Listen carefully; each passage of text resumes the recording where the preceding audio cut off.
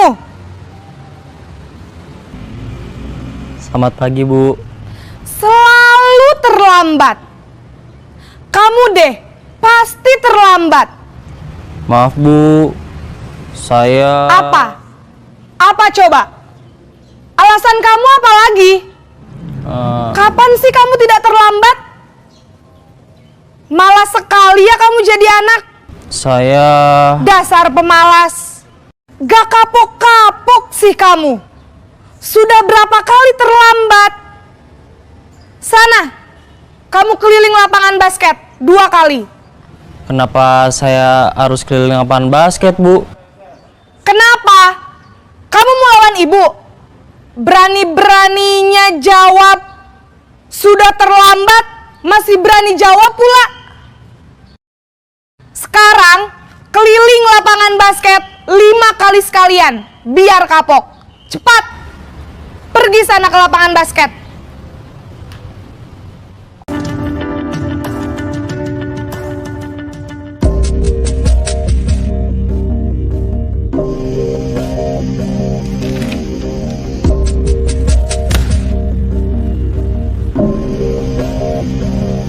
Naren!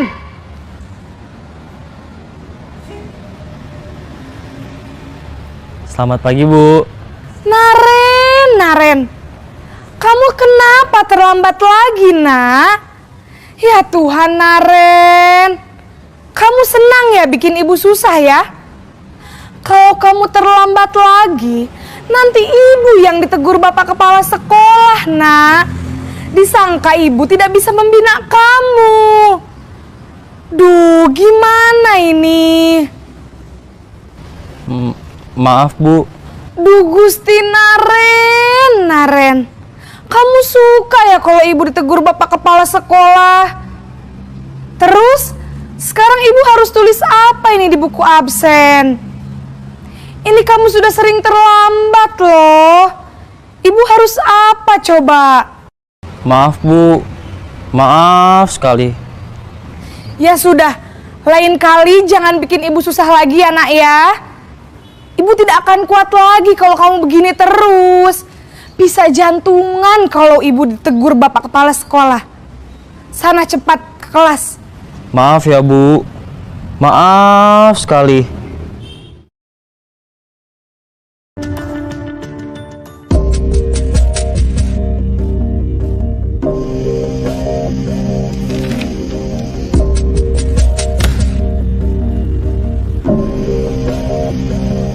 Naren!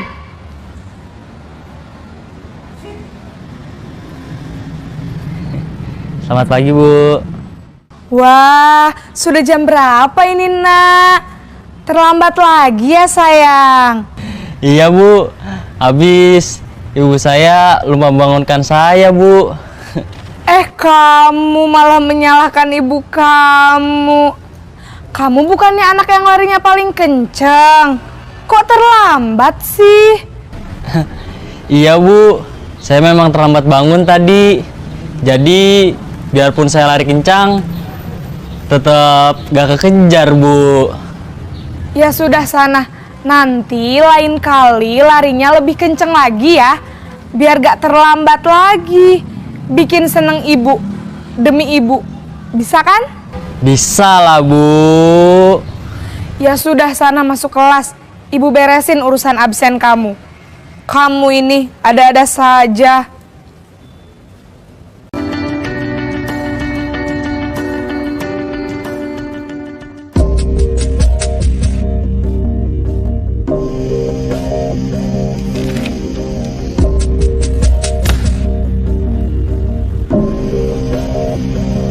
Naren!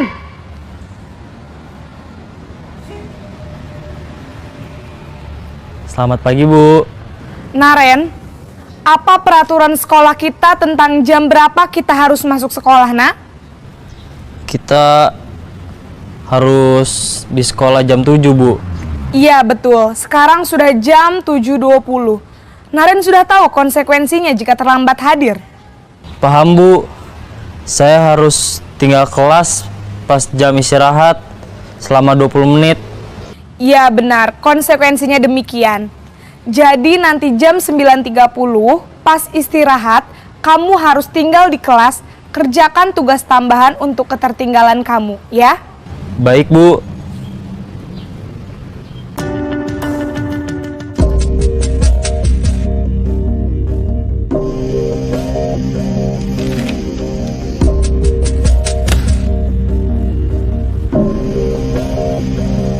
Naren!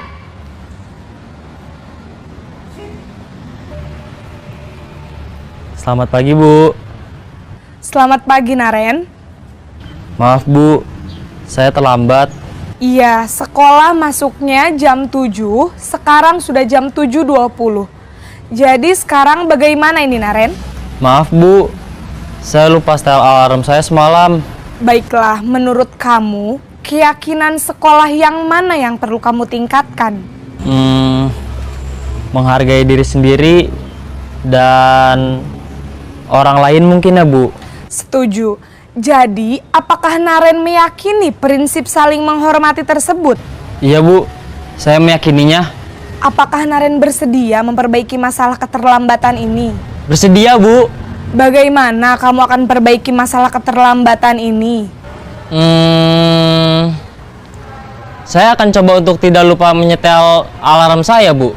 Baik, kalau Naren lupa menyetel alarm di rumah, ada orang yang kira-kira bisa bantu mengingatkan tidak?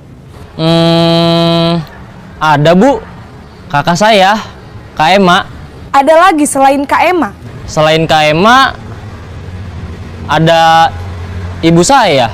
Baik, jadi yang mengingatkan Naren adalah Kak Ema dan ibu kamu ya? Kira-kira akan mulai setel alarm kapan nih, Naren? Setelah pulang sekolah, akan segera saya lakukan. Baik, jadi Naren akan setel alarm untuk bangun besok pagi dan akan diingatkan oleh kakak dan ibunda Naren ya. Ada lagi yang mungkin perlu dilakukan, Naren, agar tidak terlambat bangun lagi? Tidak ada, Bu. Baik, Naren. Terima kasih untuk kerjasama kamu. Sekarang kamu perlu kembali ke kelas untuk belajar. Baik, Bu. Terima kasih.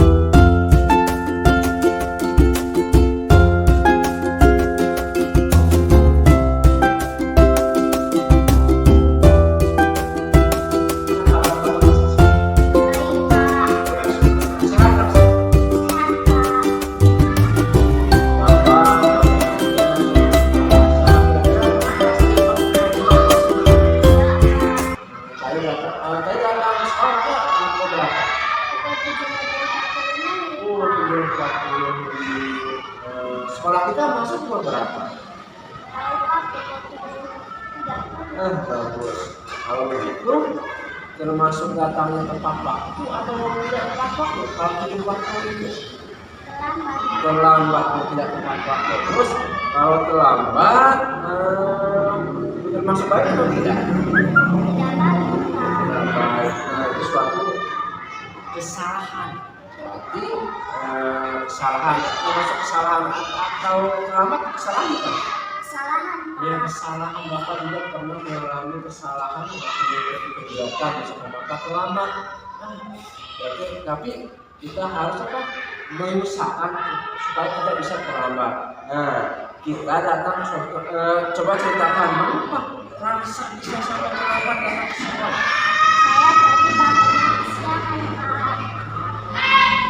Saya bangun siang. Maaf bangun siang.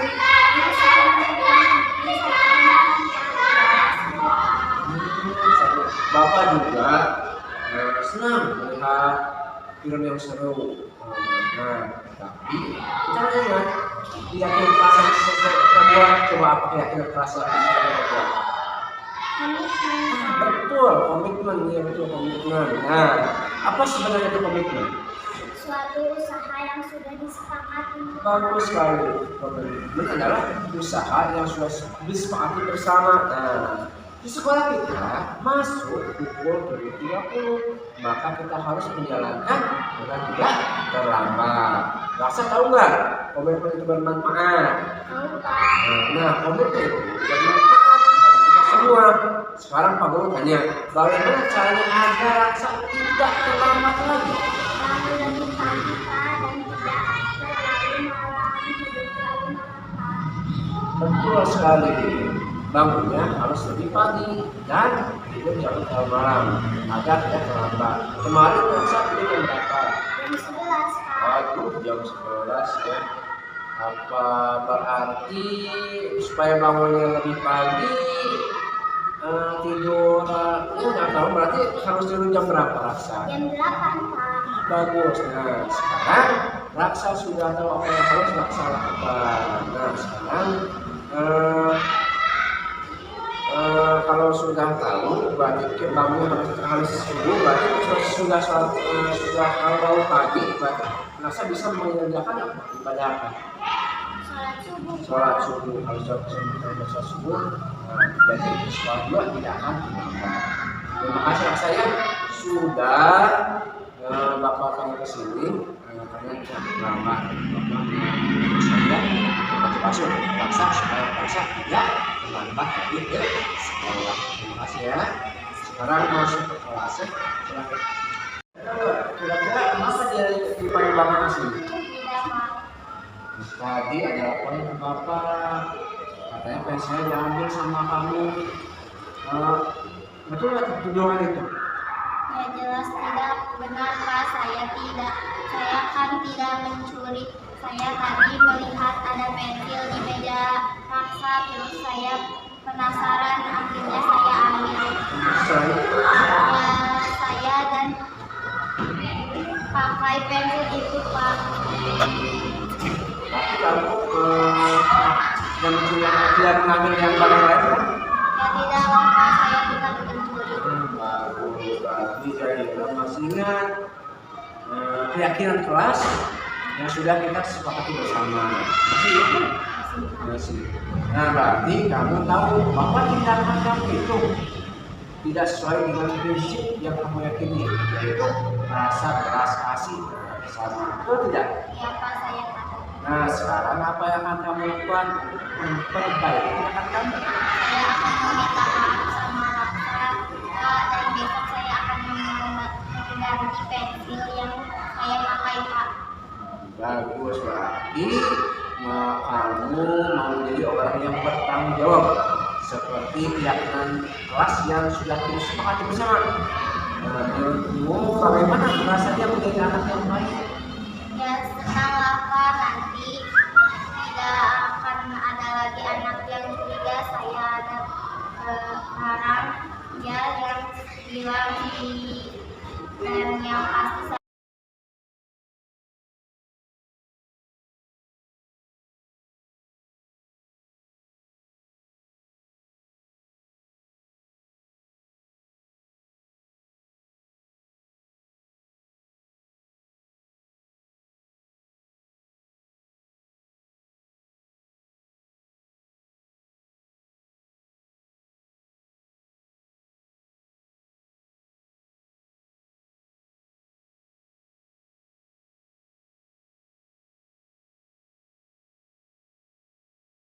warahmatullahi wabarakatuh.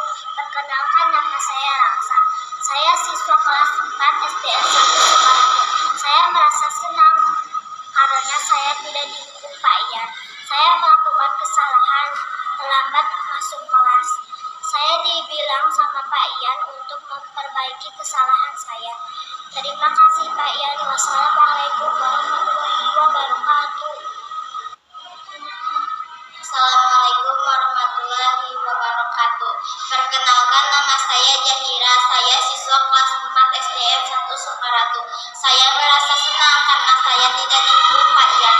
Saya melakukan kesalahan mengambil pensil Raksa. Saya dibilang Ian untuk memperbaiki kesalahan saya. Terima kasih Pak Ian. Wassalamualaikum warahmatullahi wabarakatuh. Alhamdulillahirrahmanirrahim wa bihi nasta'inu ala umuri wassalatu wassalamu ala sayyidina Muhammad wa ala alihi wa sahbihi wasallam. Sallallahu alaihi wa sallam.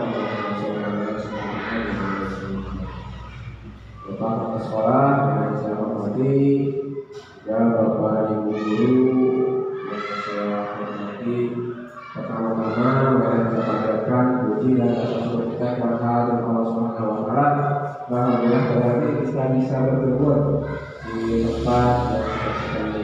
Semuanya kita mudah-mudahan kita semua ada dalam kesehatan kita terima Allah Subhanahu wa Ta'ala. Salawat dan salam serta rahmat semoga Nabi besar Muhammad SAW pada keluarganya, sahabatnya, umatnya, semoga kita termasuk dalamnya. Bapak Ibu yang saya hormati, ini adalah salah satu aksi nyata saya di 2024 yang akan jadi positif.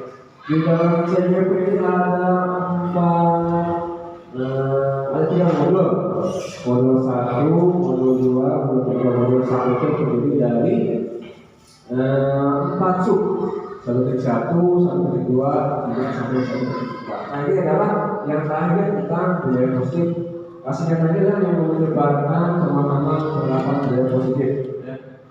Selanjutnya, selamat datang kepada berdua. Mari kita belajar bersama berkolaborasi, saling mendukung dan memulihkan budaya positif sekolah yang kita cintai.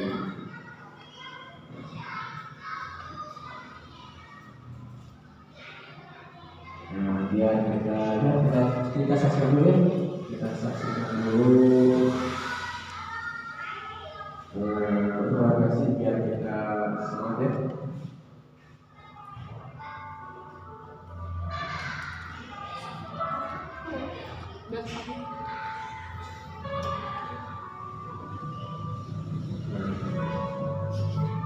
Kita sebuah proyek.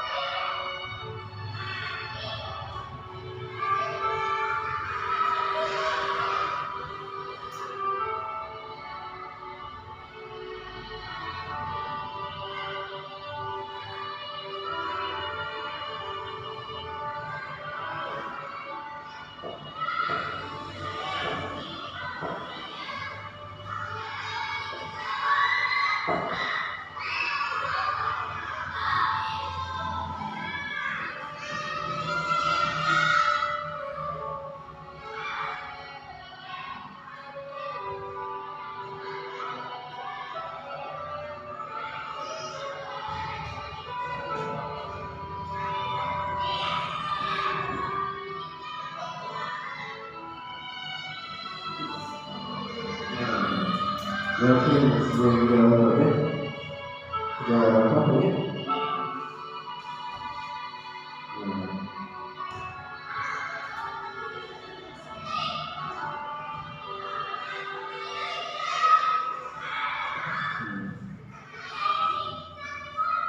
Nah, kembali ke belajarnya. Kalau saya semua berbeda, saya kedua yang kedua intinya kita mulai masih orang tuanya masih ada dari mulai mendapatkan buat kesehatan selamatannya yang sudah belajar dari belakang kenikmatan yang tidur ya Allah Subhanahu wa Ta'ala.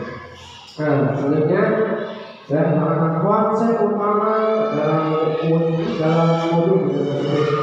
Nah, sesuai program pelajaran saya yang pertama merupakan pelajaran belajar, disiplin positif, kebutuhan dasar manusia, motivasi perilaku manusia, posisi kontrol konstitusi, keyakinan kelas dan segitiga restitusi. Itu adalah konsep utama dalam budaya modul positif. Nah, ini selanjutnya yang dimaksudkan pembelajaran dengan paradigma baru. Pembelajaran dengan paradigma baru ini dirancang berdasarkan prinsip pembelajaran yang terdiferensiasi, sehingga setiap siswa belajar sesuatu dengan kebutuhan diri, tetap tahap perkembangan dan mewujudkan profil belajar Pancasila. Kedua maksudnya dalam profil pelajaran Pancasila ada iman dan takwa kepada Indonesia, dengan akhlak mulia, mandiri, bergotong royong, berkebinekaan global, bertaraf dan kreatif. Itu adalah pembelajaran pelajaran baru. Selanjutnya saya akan menerangkan tentang disiplin positif. Disiplin positif ada lima ya. Yang pertama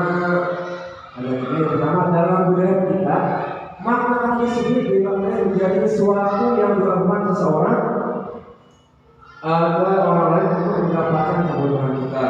Kita cenderung menghubungkan kata disiplin dengan ketidaknyamanan. Biasanya seperti itu. Yang kedua, sebagai pendidik tujuan kita adalah menciptakan anak-anak yang memiliki disiplin diri sehingga mereka bisa berperilaku dengan cara tidak maju kepada nilai-nilai kebajikan yang universal dan memiliki motivasi intrinsik dan bukan ekstrinsik. Yang ketiga, disiplin positif itu merupakan salah satu cara penerapan disiplin yang bertujuan untuk menumbuhkan kesadaran serta memperdayakan anak untuk melakukan sesuatu tanpa sopan, ancaman maupun hukuman. Nah, ini adalah alur disiplin positif. Karena Anda tidak bisa mengontrol orang lain, hanya Anda yang bisa mengontrol diri Anda. Nah, ini banyak sini. Ini itu makanya belajar kontrol diri dengan menggali potensi jika agar tercapai tujuan, yaitu suatu menjadi seorang yang kita inginkan berdasarkan nilai-nilai yang kita hargai. Itu salah satunya yang ini ya. Yang kedua semua perilaku memiliki tujuan. Ada teori motivasi ya. Yang ketiga modal berpikir masing kolaborasi dan konsensus menciptakan pilihan-pilihan baru. Dan yang keempat,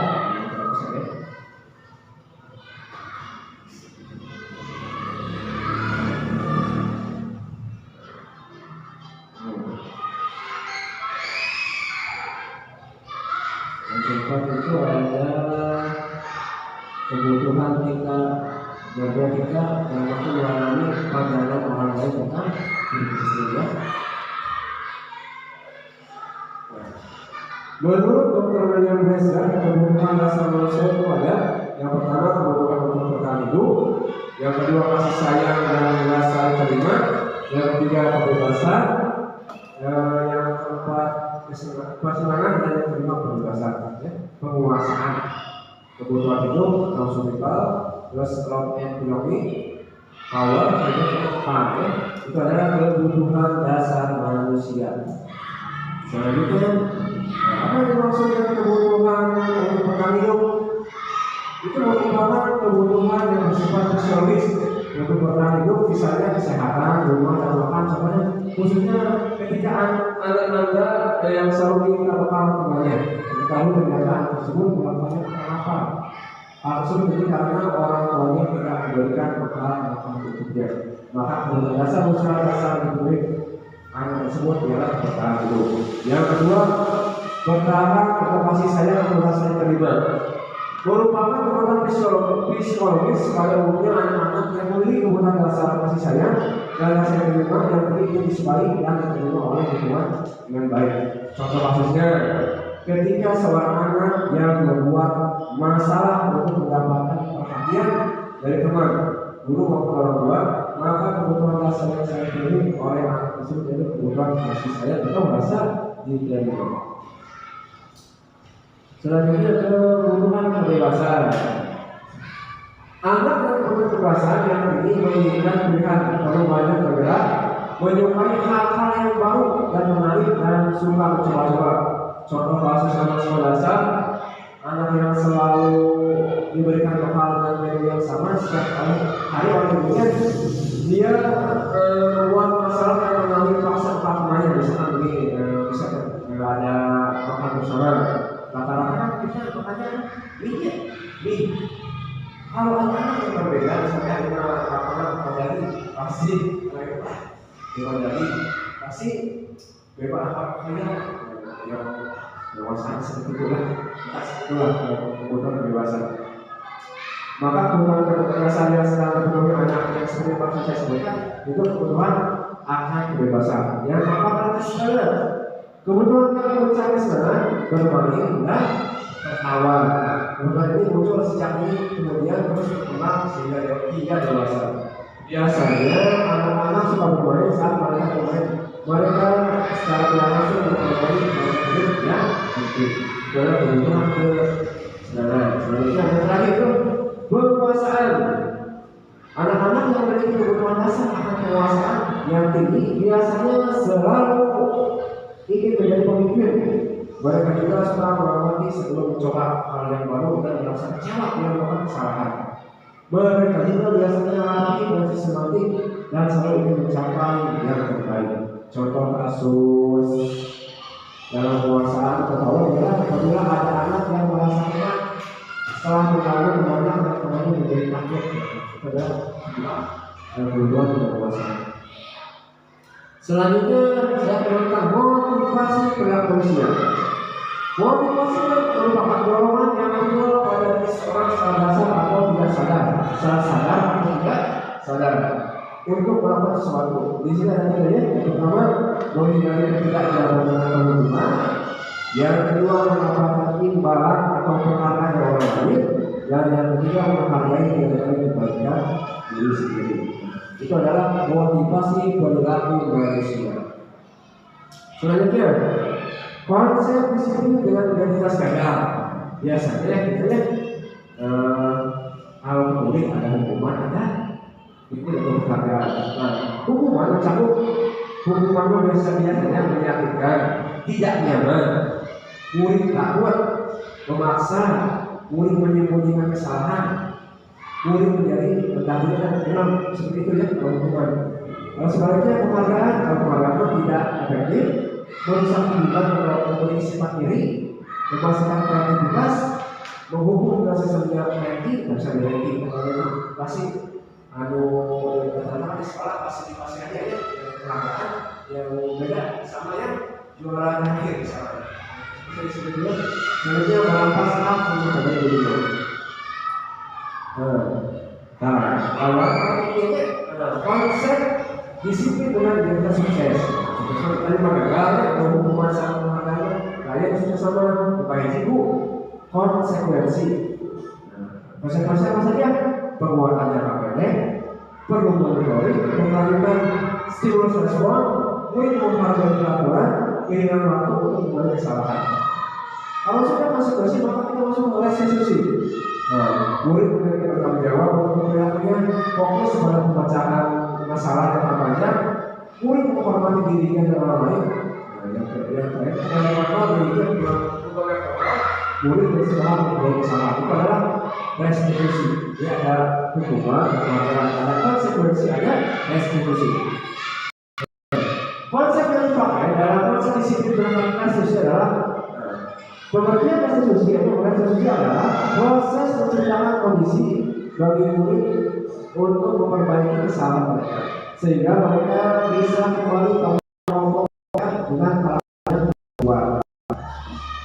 Ciri-ciri restitusi yang pertama bisa kesalahan lalu belajar dari kesalahan, memperbaiki hubungan, tawaran bukan paksaan. Itu adalah salah satu dari ciri-ciri restitusi. Bagaimana perbedaannya? Nah, contoh kasus siswa yang mencontek satuannya, kalau hukumannya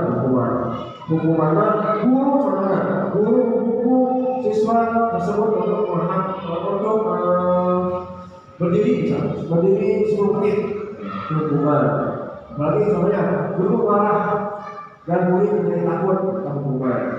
Kalau konsekuensi, guru memberikan konsekuensi untuk mengerjakan ulangan lagi. Bisa nama mengucapkan lagi kan konsekuensi. Kalau restitusi, dia memperbaiki guru menanyakan keyakinan kelasnya atau kelas intinya lalu bagi siswa menyelesaikan masalah. Buat saya diberi dengan dia sampai satu ulangan misalnya dipakai ke kita sebelum masuk kalau sekarang di dalam pelajaran Pancasila ada kelas ada kesepakatan kelas, maka ini biasanya dipakai untuk restitusi ini. Sekali lagi ada hukuman, ada konsekuensi, ada restitusi. Nah ini kita tanya, kita sebagai guru ya, ada 5 posisi kontrol restitusi. Nah yang pertama menghukum, guna menghukum. Yang kedua guru sebagai pembuat rasa bersalah. Yang ketiga teman. Yang keempat pemantau. Dan yang kelima adalah sebagai manajer. Nah kita sekarang ini kita semua berada di posisi yang mana ya? Sebagai pembuku atau sebagai manajer atau teman pemantau. Yang paling tinggi tingkatannya adalah sebagai manajer. Jadi pemimpin di kelas, kalau di sekolah kita berhubungan sama siswa, nanti pemimpinnya di kelas. Jadi dengan semua ada di dalam posisi manajer.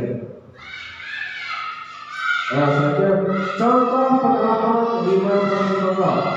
Nah ini adalah kasusnya yang siswa yang terlambat datang ke sekolah. Kalau penghukum bicaranya seperti ini, patuhi aturan sekolah, lalu berdiri di depan kelas, karena hukum lalu membuat bersalah. Berapa kali ya guru harus memberitahu kamu, patuh kecewa sama kamu. Nah karena berarti membuat salah. Kalau sesuai teman, kita sebut sesuai teman, ayolah jangan terlambat lagi buatkan guru. Bahkan kali ini tidak apa-apa yang salah. Kita sebagai teman. Kalau sebagai teman tahu, kamu sudah belajar. Apa pelanggaran cacian sekuensinya? Kamu tahu. Yang terakhir sebenarnya, apakah kamu tahu kesalahanmu? Nah, kira-kira bagaimana kamu akan memperbaiki kesalahan? Seperti itu. Jadi posisi dari mana kita sekarang ini? Penghukum, pembuat salah, teman, pemantau, atau manajer. Ini adalah salah satu videonya. Ini adalah posisi penghukum, kita sebagai penghukum ya.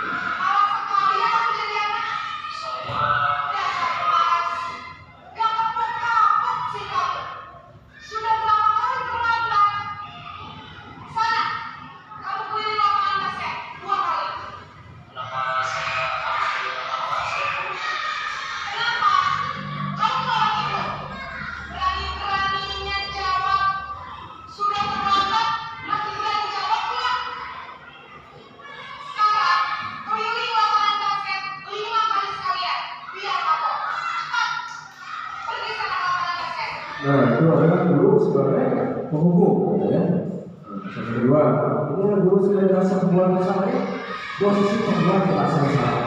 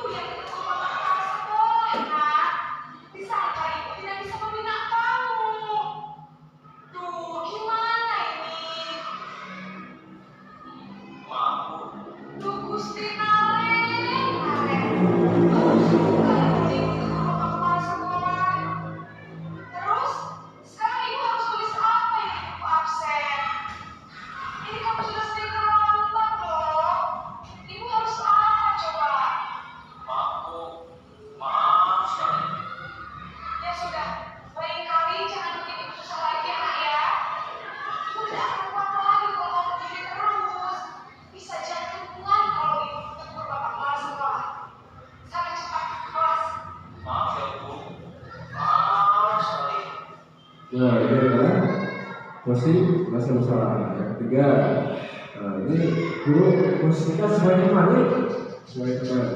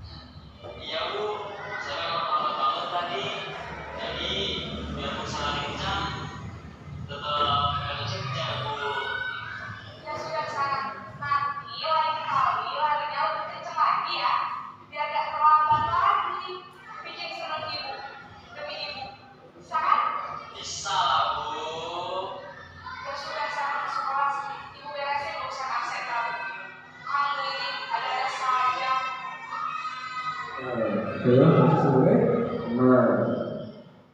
Yang keempat adalah posisi kontrol sebagai pemantau. Kita ini posisi bawah ya.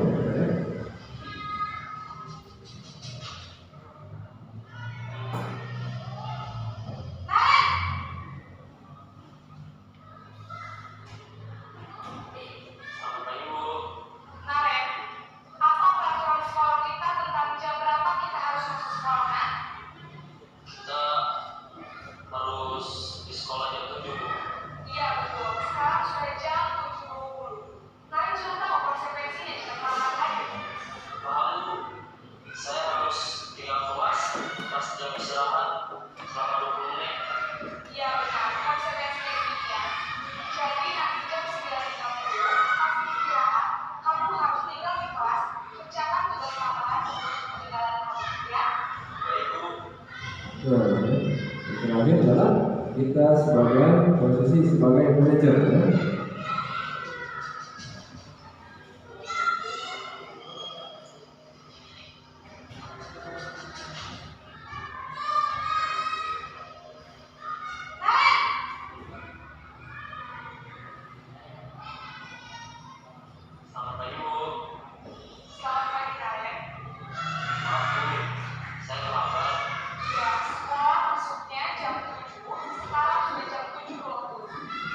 Sekarang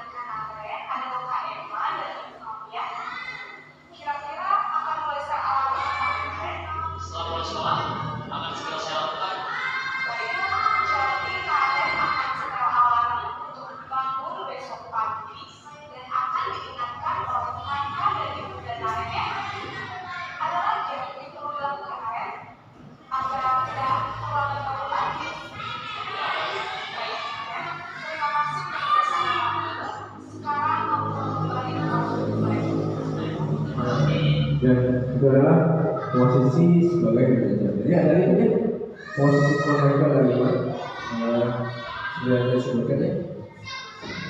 Selanjutnya kita akan melihat ke keyakinan keras. Mengapa keyakinan keras? Mengapa tidak peraturan keras? Yang bisa menjawab. Mengapa keyakinan keras tidak peraturan keras? Mengapa kita memiliki peraturan tentang penggunaan air? Ini kesalahan yang saya buat. Mengapa kita memiliki peraturan tentang penggunaan helm pada saat mengendari dan mengelola? Dan sebenarnya, mana kita memakai helm? Ya bisa jawab untuk keselamatan atau menjaga selamat. Dan yang kedua, mengapa kita memiliki peraturan tentang menggunakan masker? Kalau kita setiap saat, coba, apa kita masker? Nah, betul. Kita dari ibu bisa tahu. Coba bisa selanjutnya keyakinan keras adalah salah satu disiplin positif yang kita bisa terapkan dalam membangun budaya positif sekolah. Budaya sekolah kita sudah ada budaya positifnya, suka salaman, senyum, sapa, yang biasa sebagainya. Perbedaan keyakinan keras dengan keyakinan keras, kalau keyakinan keras bersifat lebih abstrak daripada peraturan yang lebih rinci dan konkret. Dengan adanya keyakinan keras, kesediaan keras diharapkan dapat mewujudkan tujuan pendidikan yang berorientasi kepada proses belajar. Ya, itu adalah untuk mendukung motivasi prinsip kembali ke nilai-nilai keyakinan yang lebih menggerakkan seseorang dibandingkan memiliki serangkaian peraturan-peraturan. Selanjutnya, keyakinan bakal melakukan yang dari abstrak itu peraturan bagaimana biasa. Bagaimana pembentukan keyakinan keras? Yang pertama lebih abstrak dari peraturan. Bedanya ada abstrak, ada konkret, lebih abstrak. Yang kedua berupa pernyataan universal. Yang ketiga dibuat peraturan positif yang tepat sedikit saja agar mudah diingat. Yang kelima sesuai dengan kondisi kelas dan sekolah untuk mulai terapkan. Dan yang terakhir semua wali kelas atau sekolah dilibatkan dalam membuat keyakinan tersebut. Nah, ini adalah alurnya keyakinan kesepakatan kelas. Biasa kita sebelum belajar suka menunjukkan kesepakatan kelas. Seperti ini alurnya. Kami guru dan murid yang saling menyayangi. Kami murid yang selalu semangat dalam belajar. Kami murid yang peduli dengan teman-teman di sekolah. Selanjutnya, ini adalah salah satu kesepakatan kelasnya yang sudah dibuat. Hasil dari keyakinan kelas yang pertama bertanggung jawab mengerjakan tugas kerja, bersikap jujur, bersikap tenang saat pelajaran berlangsung, bersikap sopan dengan guru, saling tolong dan hidup kumpul dengan baik. Itu adalah salah satu hasil dari keyakinan kelas. Nah, ini adalah sejenis restitusi. Ini sejenis ada ya. Yang pertama menstabilkan identitas, yang kedua memperlihatkan tindakan yang salah, dan yang ketiga menanyakan keyakinan. Ini adalah salah satu kemarin sejenis restitusi yang saya buat dengan kelas 4. Soalnya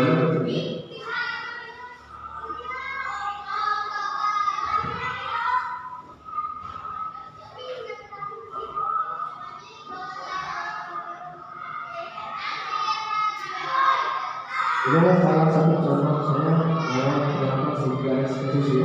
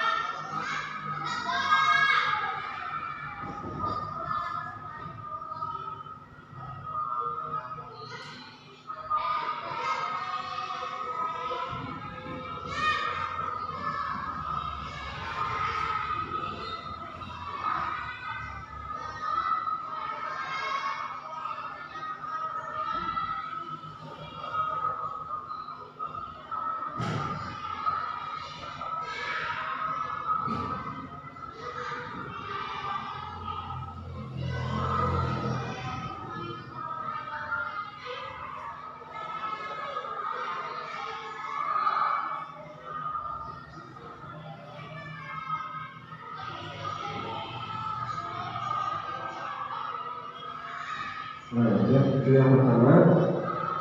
Waktu saya tentang sebuah susu. Ini kasus yang kedua. Ya.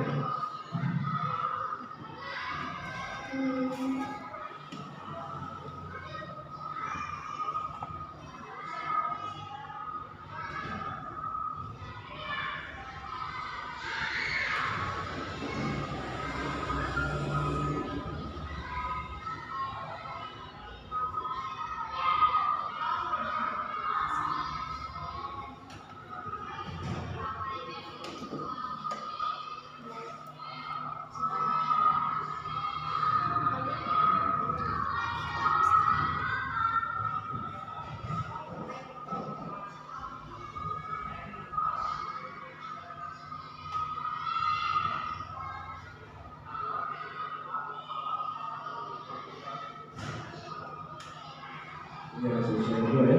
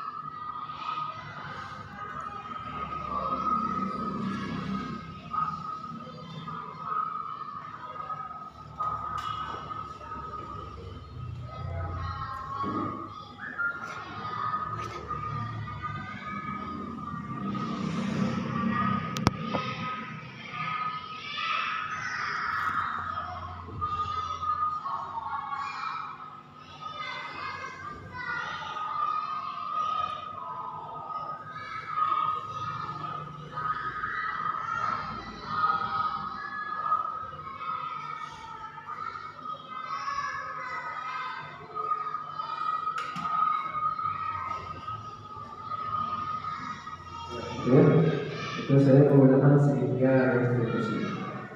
Selanjutnya testimoni yang saya lakukan ya.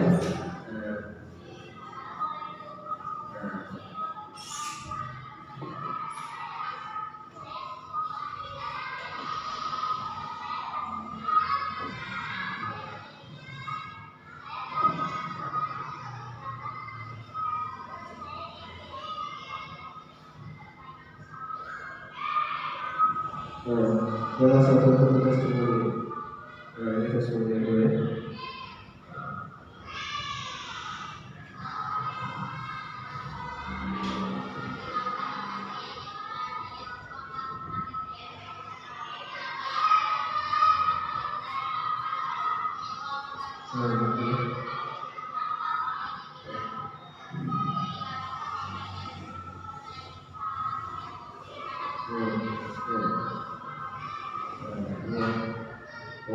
Sudah sebelumnya, terima kasih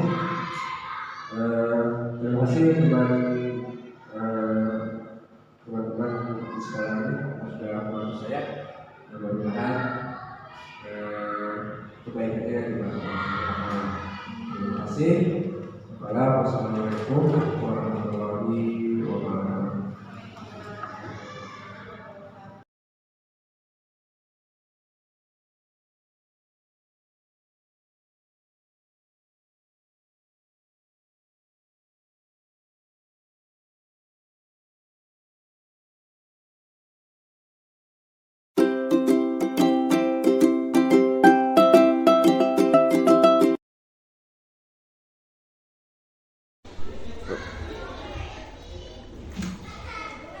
Bismillahirrahmanirrahim. Assalamualaikum warahmatullahi wabarakatuh. Saya Ertik Bunatian, Kepala Sekolah SDN 1 Sukaratu, Kecamatan Banyuresmi, mengikuti presentasi Pak Yan Sofian, calon guru penggerak. Alhamdulillah, setelah mengikuti presentasi yang berjudul yang temanya budaya positif, alhamdulillah segala yang telah dijelaskan oleh calon guru penggerak ini sudah direalisasikan di sekolah ini dan hasil edukasinya sangat baik sekali. Adapun hasilnya diantaranya budaya pembiasaan, budaya bicara yang baik, bicara yang baik, kemudian budaya tata cara bersalaman dan lain-lain sudah dilaksanakan secara maksimal. Terima kasih. Assalamualaikum warahmatullahi wabarakatuh. Perkenalkan, nama saya Septia Nurlita. Saya adalah guru di SDN 1 Sukaratu. Berdasarkan pemaparan yang telah dilakukan oleh Pak Ian barusan, saya mendapatkan ilmu baru, yaitu mengenai 5 posisi kontrol. Yang pertama adalah mengenai posisi kontrol sebagai penghukum, kedua sebagai pemberi rasa bersalah, ketiga sebagai teman, keempat sebagai pemantau, dan kelima sebagai manajer. Materi tersebut sangat bermanfaat untuk saya sebagai guru. Saya ucapkan terima kasih kepada Pak Ian. Wassalamualaikum warahmatullahi wabarakatuh.